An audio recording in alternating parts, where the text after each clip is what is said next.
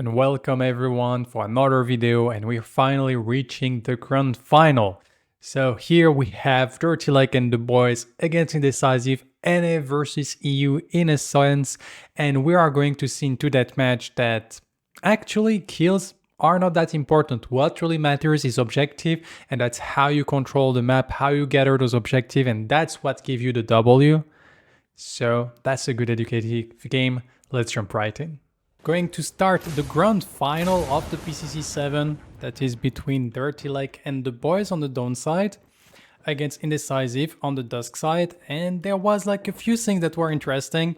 Of course, we have the Kalari in the jungle, always like make game a little bit interesting because things can start like kind of becoming a little bit weird thanks to the Kalari in the jungle. We have Lobber on his signature Sevarog facing against Moros on his signature Rux, so that's something that is always kind of interesting to see.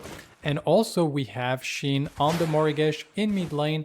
As we have said, like Sheen was like one that democratized the Morigesh in PCC 4 and is trying to bring it back into PCC 7. Morigesh kind of falls off of flavor because she was very easy to punish in the mid lane, and she was strong in PCC 4 because team didn't really like catch up on that, which is super surprising to me, but that's what it is. While here, like, probably a team of the caliber of Dirty Lake and the boys should be able like to punish that, especially with a Kalari in the jungle. I feel like that could be like a tough match. And Kalari here, I feel like is super strong to be able to gank the Morigesh, to be able like to deal with the phase in team fights. So that's something that's gonna be like a little bit rough for them on the side of Indecisive, but let's see what they do manage to do. It's true that to counter that crunch, we do have the Argus, the Thunk, but not a lot more, much more than that. So Import can have like a good impact on that match as well.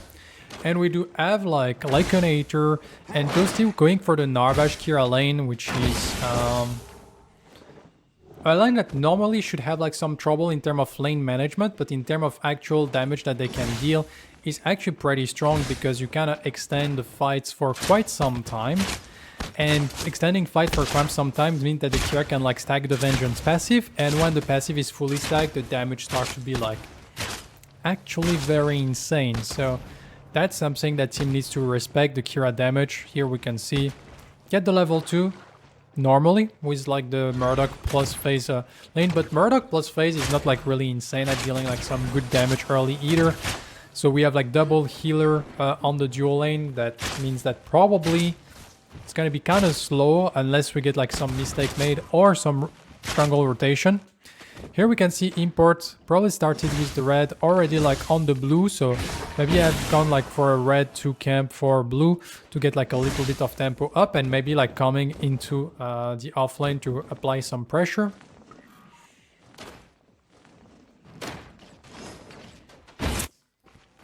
And here we do have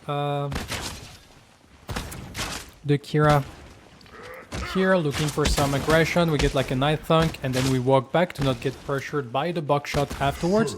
And here we do get like the first blood onto the offlane as we were expecting. So here the passing of Import already like securing the first blood of the game. We do get like the dash out, but it's not gonna be enough. And that's gonna be like the first blood being found by Indecisive. So Import very strong at those weird kind of passing. And so we see that North is looking to maybe get like a little bit of aggression on the dual lane, a little invade, but nothing is going to be found. And yeah, it's freezing quite a lot.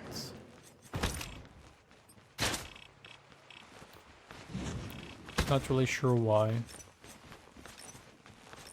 Allied tower under attack. Here we're looking for the aggression.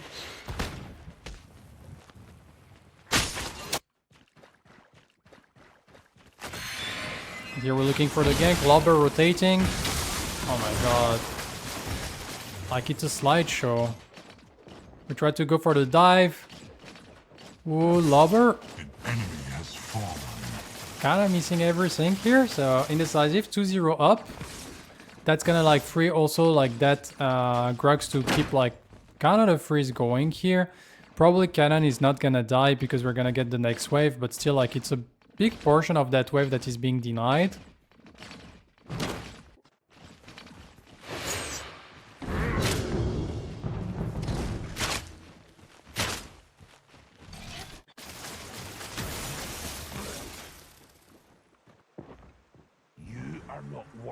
So we're gonna get the reset from Happy Picker. Julian get the level 4. Rotation of Moros to get like a little bit of vision into the enemy jungle. Put the ward onto the 5 camp. Probably gonna like secure the vision against North. Go for the rotation for River buff as well. Not willing to play like his lane until like this Kalari is gone.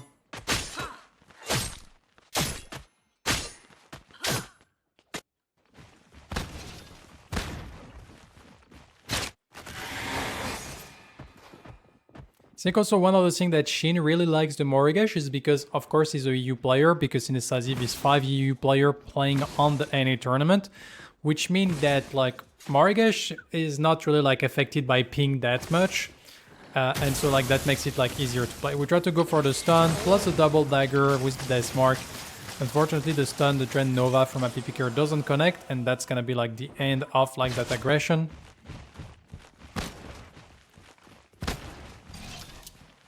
Hello, Clearcast. Well, like I'm not saying like I still believe like ping has an impact. Oh, we're looking at a gank again onto Lobber, and we get like the double flash in here, previously the level 6, and so we managed to punish like that Sevrog again, and we're gonna like capture like the wave. Here we see Moros going to fetch his cannon, while Import is pushing the rest of the wave to try to crash as fast as they can. Moros getting the level 6, and that's already like a double kill onto that Sevrog. And we're gonna like crash like one more wave, get the TL buff, and probably reset on the side of Moros. And so we're 3-0 up so far, doing pretty well for themselves, but all the kills are on Lobber, which mean, well, all the deaths, which mean that it's not as strong as a goal advantage than killing like 3 different people, because the more you die, the less gold you're worth for the enemy team, which is kind of a catch-up mechanic and an anti-snowballing mechanic. So here, true, Lobber is actually not in a great spot, but he's the same amount of CS as Grux, despite of the fact that he died 3 times. And so, yeah, Grux get like some gold from like this, not even that much because he only gets assists, so it's completely playable. And we all know that the Sevrog is scaling like much better than a Grux. So despite it looks like pretty good, it's still like not ideal. And so we're going to go for the flash in onto the Morigesh from 6. And we're gonna try to get as much damage as we can. Some auto attack, we try to dodge the Synaptic Obliterator, but here they know the Morigesh flash was done, was on cooldown, so they decided to push it like quite aggressively. In the meantime, we have Import that was looking towards like the blue side, but nothing was found, and Lyconator and Toasty are playing under tower, so we can't really look for any gank opportunities, despite the fact that the wave is pushing back into the other direction. But Lyconator and Toasty really want to be secured here in that situation. And here we take advantage of the timing that we have 3 range minion to try to go on the aggression.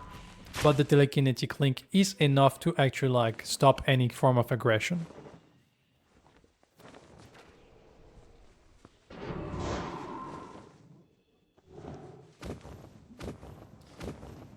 So here we do have Import starting the mini prime. We do want to probably like take advantage of the fact that Lobber is not feeling super confident after dying like many times, and we get like priority on the offlane. Shin is rotating, but the damage of a Morigesh onto an objective is very minimal, and here we do have Nor that is here, Lobber that is here, but they're slightly too late, and that's gonna be like it when it comes to this whole situation. Shin is trying to disengage, but to get the dual and rotation, and that's gonna be another pickup on Shin. A little bit of a heavy rotation, to say the least, on the side of Dirty Lake and the boys, like bringing 5 people after the mini prime has been taken. They were maybe looking to fight inside the pit, but they were a little bit late, and that means that now we get like 1 pick on the Morigesh, which is not bad, but at the same time it's 5-man rotation and we don't get the mini prime, so still a little W for the side of Indecisive. Exactly, Joster. The Lobusi showcase.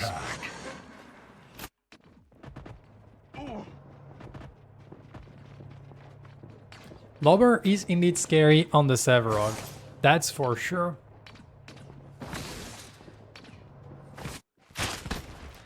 And I feel like there is like, when we think about it, I feel like it's off lane, the lane that kind of give like more name of like kind of like, it's not really OTP, but people that make the name for themselves with one character and really impact well match. Like if we think like there is Lober with the Savrog, there is like Moros with the Grox, and I feel like the Auto lane, it's not so much as defined. Of course, here at that tournament we had Toasty on the Narbash, but I feel like offlane is really like one of like the story maker when it comes to this like character, like player that are linked to a character.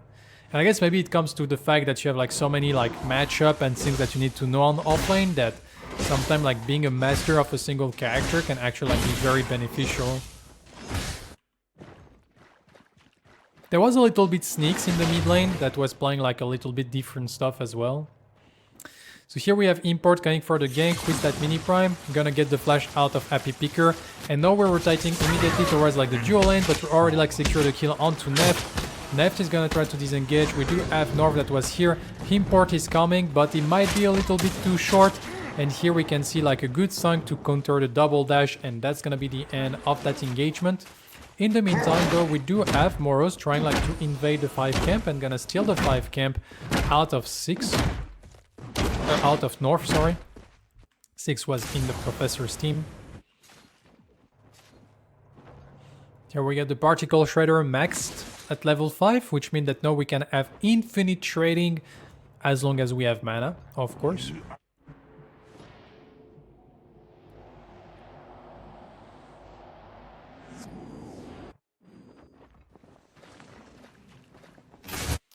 Kalari doing our 2 camp, Malady is finished, we're on path of finishing. I assume that would be the next, to be able to delete some characters, especially the Morigesh or the Phase. Here we're looking probably at the Morigesh, but a little ward capture the positioning of North. Toasty staying out of vision, maybe like warranting to get a little bit of aggression. We do get the Thunk and a little bit of poke. They know that's all the poke they were going to get, but that's still like some free poke that can like maybe help to get some pressure or maybe make the dual lane of the side of Indecisive like not feeling confident, because as we can see here we have North pulling the Fengtus. They're fully aware of that because there is a ward on it, and we have everyone rotating, but with Kira plus Argus plus Kalari, like Indecisive is coming, but I don't think they will arrive on time. And here we simply like disengage, get the dash immediately, and that should be like the end of that situation. And indeed, like Kira plus Argus plus Kalari, it's a lot of objective damage early on, which is here we had even the rotation of Moros, and so it's the second time that the team start an objective. The other team tried to rotate to counter it, but they're slightly late, and that's gonna be like first Fengtus of the game for the side of Dirty Lake and the boys. And as we have seen, like we got the mini prime on import, but we didn't really do anything for that with that mini prime. So overall, Dirty Lake and the boys pulling slightly ahead. I can check what was the ban, Jolster. Yeah, Indecisive banned Quang, that was their first ban, while Dirty Lake and the boys banned the Zarus, and then later in the draft it was the Twin Blast and the Rampage that has been banned. So here we do get like kind of a rotation, but import was here to cut North in the jungle, so that means that now the full information is given for both teams, so we're not gonna try to make anything happen.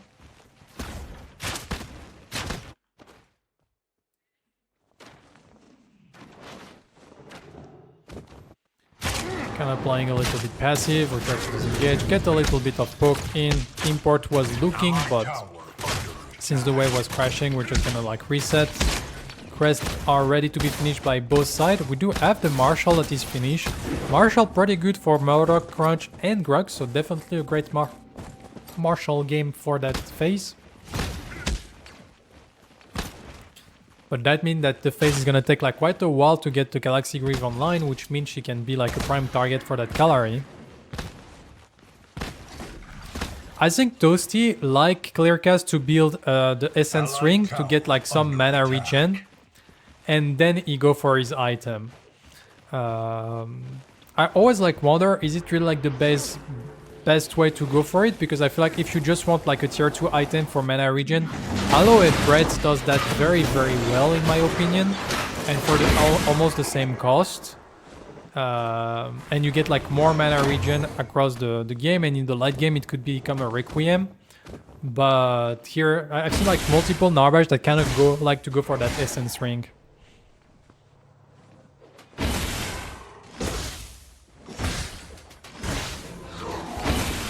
So you get like that mana regen in the early stage. Here we get the second mini prime being secured. Probably like put on tomorrow's.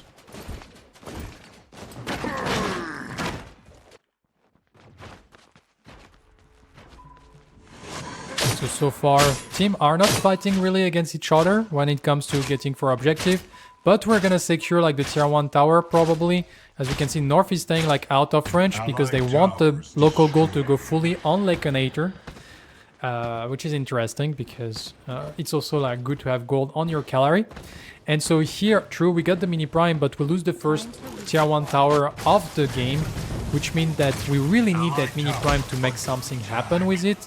And so that's like on the shoulder of Morose to try to get like a little bit of that tower. It's actually like 2 level up on Lover, which is quite a lot actually. He has to be careful because he's getting kind of low on mana, so he cannot like really like sustain for a very long time. And here we can see like a lot of people, like we had the Narbash, the Argus. North also was in the right side jungle. They kind of want to stop Morose to be able to get that tower, because if they manage to stop Morose getting that tower, then they're like, they should be into a good position because they got themselves a tower. But because of that rotation on the other side of the map, we end up losing our tier 1 tower thanks to import rotation.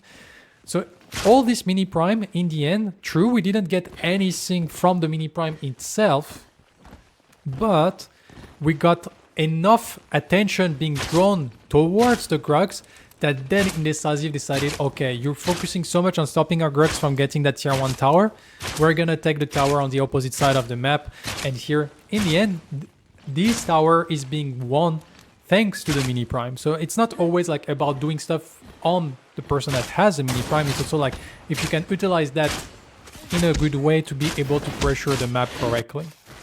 And so here we can see we're looking maybe at some aggression onto Shin. North start to be like at the moment that he will be able to one-shot character like Morigesh and stuff. So Morigesh needs to be careful. I think we're working the Tented Totem here. We have the Tented Round, so already like a lot of anti-heal being built upon. Already 2 items working in that direction. And you're playing against a Narbash, so it's very, and a Sevrog, it's very important to have that anti-heal. And also we can see that here this mini prime secure a tower. So the second mini prime on the side of Indecisive, a lot more successful than the first one, securing already like 2 towers for themselves. And here we do get the gank. We do use the impact, but that means that led the time for that Morigesh to arrive. But the turnaround is so fast, like Shin absolutely melted here. Like I love like here how the aggression from Morose is kind of nice. And here that like in my mind I was like, oh, Epoch, Happy Picker is just leaving time for Shin to arrive. And here the gank squad arriving, and I think Shin didn't realize that they were all coming, got fully surprised, and now we're gonna try to turn the thing around. Shin is dead, Morose is forced to flash. We lose the flash on Morigesh and on the Grugs, and we try to get like the kill onto Happy Picker, but Happy Picker surviving. And that's gonna be the end of that engagement. I think we were trying to force like a kill before the respawn of the Fangtooth.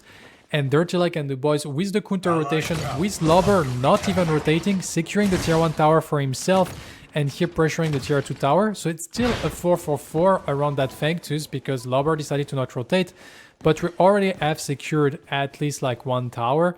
And here we send Morose to defend, so now it's gonna be the timing, because Morose coming back to defend his tier 2 tower, Lobber kind of pushing this thing, and so now it's the timing for the side of Dirty Lake and the boys to have a numerical advantage. And that's a 5v3 for a short while. And once again, we have Kira, we have Kalari, we have Argus, and that's the second Fangtooth being secured by a very nice rotation of the dual lane of Dirty Lake and the boys, completely countering the engage onto Happy Picker, and then kind of managing to delay as long as possible to let Lobber apply pressure on that tier 2 tower that forced Morose back.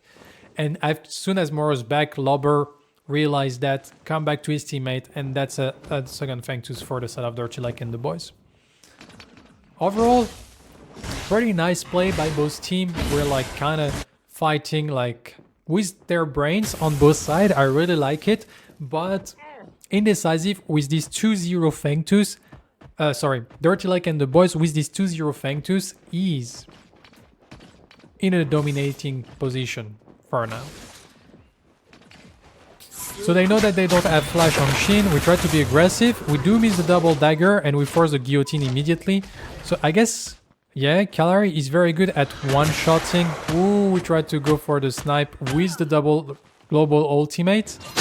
And North like dodging the long arm of the low, otherwise that would have been a kill. And so that was like very, very close. And so I think that's one of the strengths of a Morgash. True, you're very easy to get killed by a Kalari, but you're also like very strong at killing a Kalari that go on you. And here we have seen like as soon as we miss the dagger, the damage that is pulled by Shin was actually like very, very dangerous for that Kalari.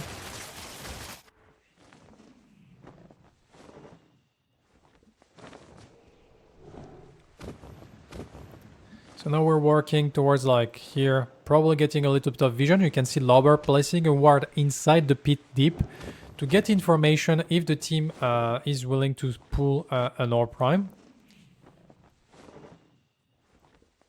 Dirty Lake and the boys and Indecisive, the two teams that were the most in the tournament. Allied tower under attack.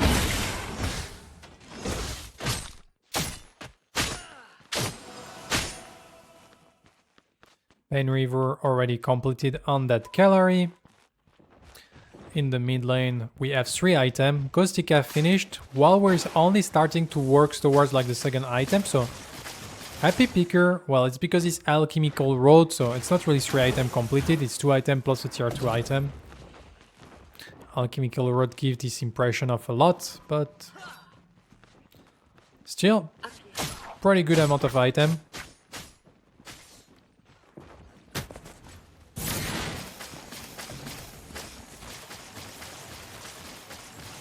We do have the Silencium on Manchu, which I assume is like to be able to counter a little bit in lane, the Crash Bang Boom and the Kira's ultimate. But they didn't make any play during the laning phase. So I wonder if Trank would have been like slightly superior or not. But that's like one of their tools to be able like to counter that Narbash, which I think is the only one they have. Uppercut can be used as well. I think Toasty has the True Silver and okay, he finished True Silver and then he complete the Crystal tier with the Essence Ring.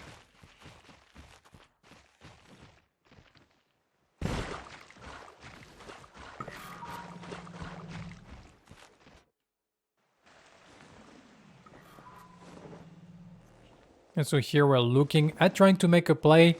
The only tier 1 tower that remains are the tier 1 tower in mid lane. So this is what like team are looking for. We see Lobber trying like to step up at the timing of the wave coming to try to scare the people away.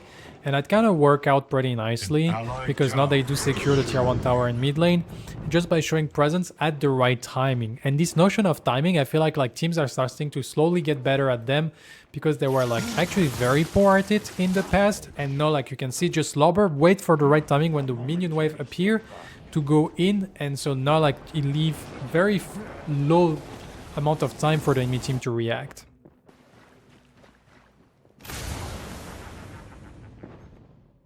No, Toasty didn't go Crystal first, man. He has gone Essence Ring, complete True Silver Bracelet, and then completed Crystal tier.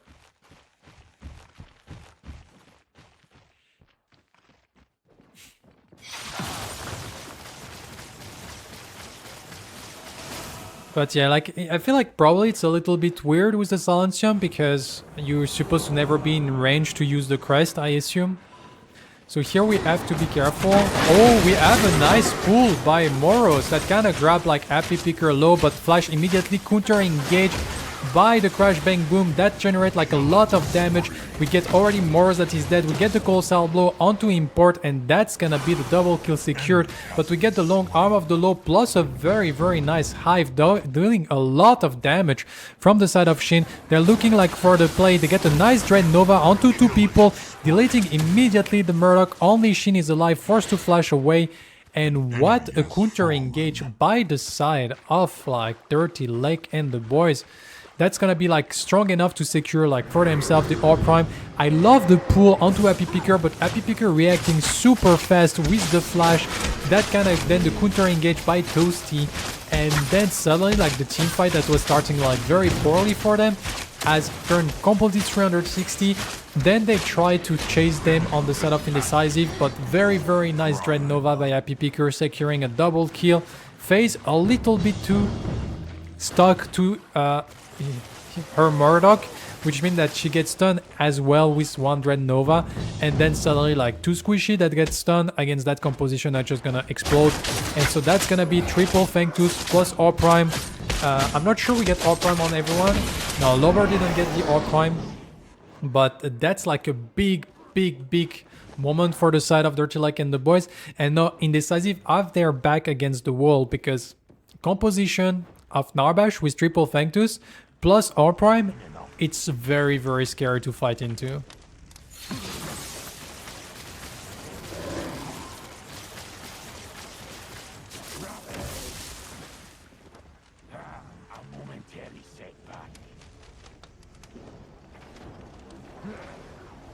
True, I like the idea of Leaf Song clear cast because true, you can also like dodge Kira's ultimate and Narbash ultimate by simply just giving move speed to people and making them immune to slow.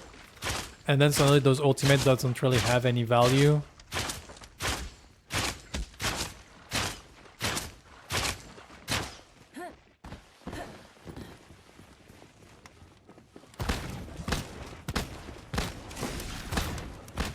So here we have to defend against like the oppressive power of a Narbash healing our primed minion.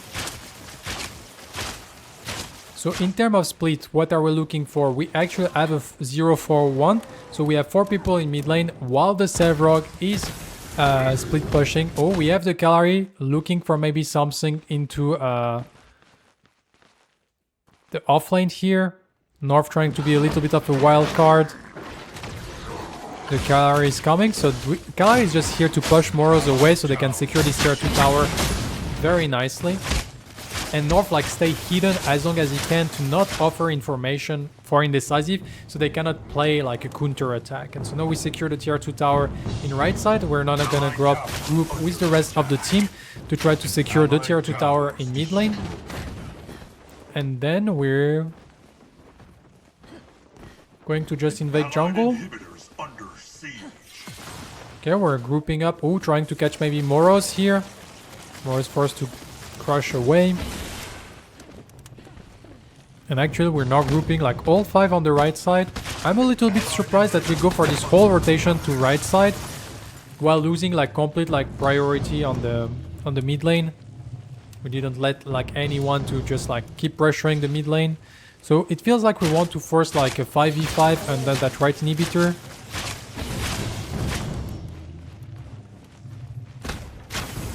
Lover trying to create some space. We get like some good damage onto Import.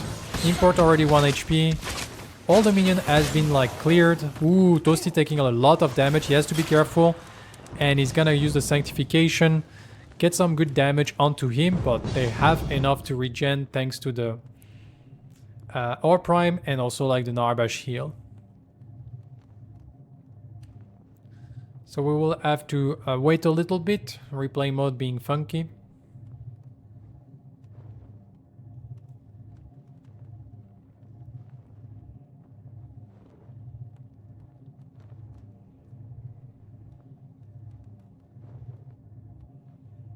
Hopefully, it's just a one-time occurrence. Okay, so we do get I think like here we're looking for the disengage, we don't even secure the inhibitor. I feel like this situation could have like navigated slightly better by the side of Dirty Lake and the boys. Triple Fang Tooth plus an Prime on 4 people. They should probably have looked like to pressure a little bit more different wave. They do have a Narabash to always play at the right distance to not get engaged on. I feel like they could have like pressure more wave, probably secure at least like all tier 2 towers. And then like they kind of wanted to force like the right inhibitor, but without any pressure from the mid lane. I don't think it's realistically doable. It was kind of close after Import took a lot of damage, but they didn't have like the additional wave that was needed to fully secure that.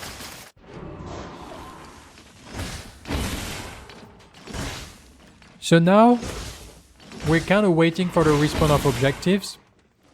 Primal Fangtooth and our Prime. Our Prime, like I think, takes 6 minutes to respawn. Fangtooth take 5 minutes, but since the Fangtooth has been done after the Fangtooth, like both objectives are going to respawn pretty close to each other.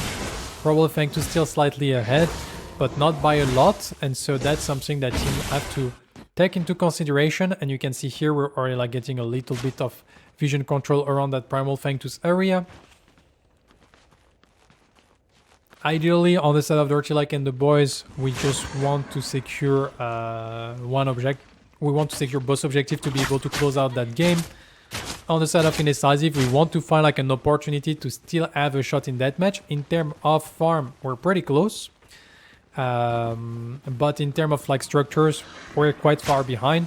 We are 3 structures down, which means that the side of Dirty Lake and the boys is slightly ahead when it comes to actual like itemization, because we have also like 4 additional kills.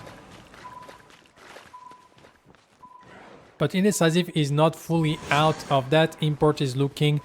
Of course, you can see Lobber always like on the front, and here we try to get some good damage. Here we try to get the stun. Lobber is going in, finding like the ultimate onto Shin. We try to go in with the Crash Bang Boom. We're gonna grab Amoros with the knockup.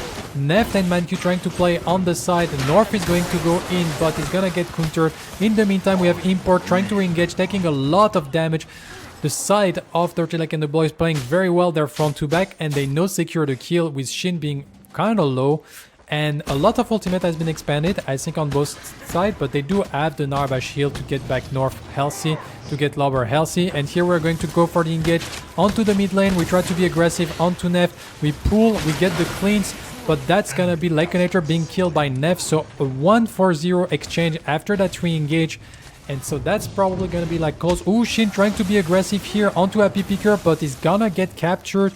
1 HP on the Shin. Shin is gonna die. Lobber is going in with the flash, but not connecting on Manku because Manku flash as well. And in the end, we secure like another pick on Shin. Shin trying to go for the flank to make something happen. Unfortunately, wasn't meant to be. And so now we're gonna go for the reset. We have like a small window, like we have 15 seconds. When all 5 people on the side of Dirty Lake and the boys are going to be up, while we will have like Shin still dead. And also you can see that they have all the wave priority in the world, because wave are just like pouring after the tier 2 tower on the both side lanes. And so that means that we also have like a huge map tempo advantage on the side of Dirty Lake and the boys. And so here they're getting like some vision onto the O Prime, trying to maybe catch someone. And here, ooh, Moros was walking in that direction. We do get the subjugate into the stun, and that forced the flash out of Moros. We try to go for the ultimate as well. We're gonna get like the colossal blow. Moros still trying to walk away. Gonna get the subjugate, but the subjugate doesn't connect. Good dodge by Moros on the crunch. Import trying to re-engage here, but a very good Drain Nova that fully stopped this counter aggression. And so overall, we do get like the 2 ultimate being used on the side of Dirty Lake and the boys for the flash of Moros.